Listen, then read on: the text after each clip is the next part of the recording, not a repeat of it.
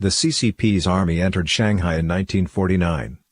The food factory where Jiang Zemin worked was, at that time, renamed Yimin No. 1 Foodstuff Factory. The CCP cadre who made inspection of the factory was Wang Daohan.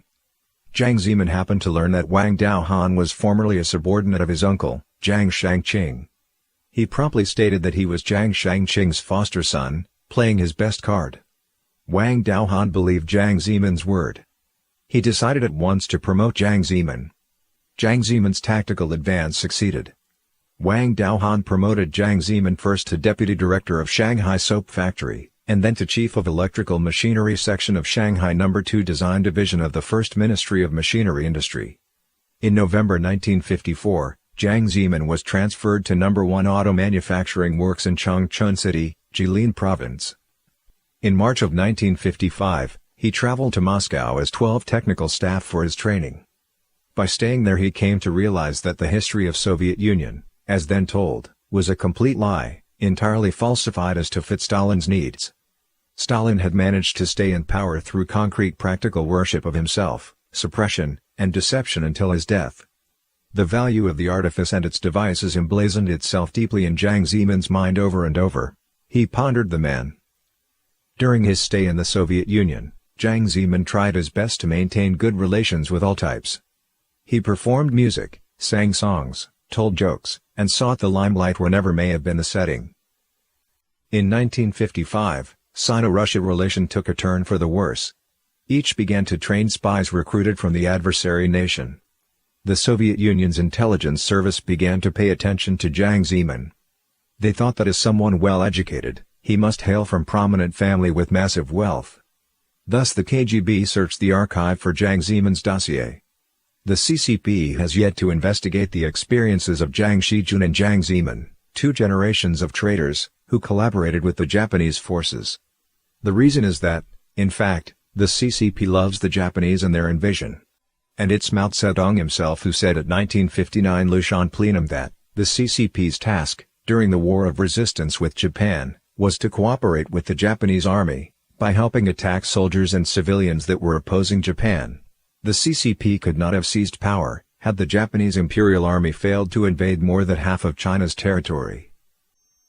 In 1945 the Soviet Red Army entered northeastern China and found the complete files of Kenji Doihara's special agent system.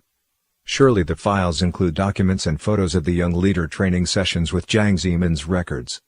And Jiang Zemin's traitor boss, Li Shichun, was in Soviet. And he confirmed that Jiang Zemin was indeed one of his agents and worked for the Japanese.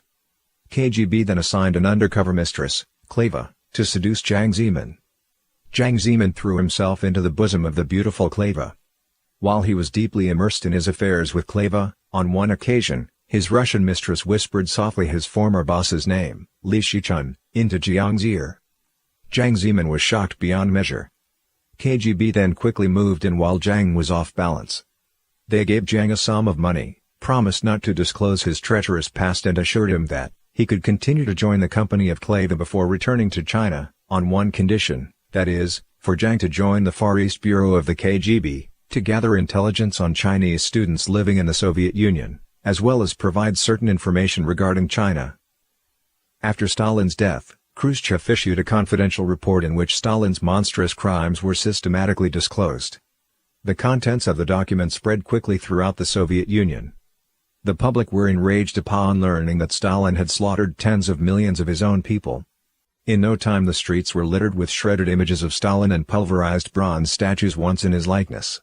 Stalin worship took a complete about-face. With this drastic turn of events, Jiang Zemin came to realize, ever more so, how terrible it would be if his own past be made known.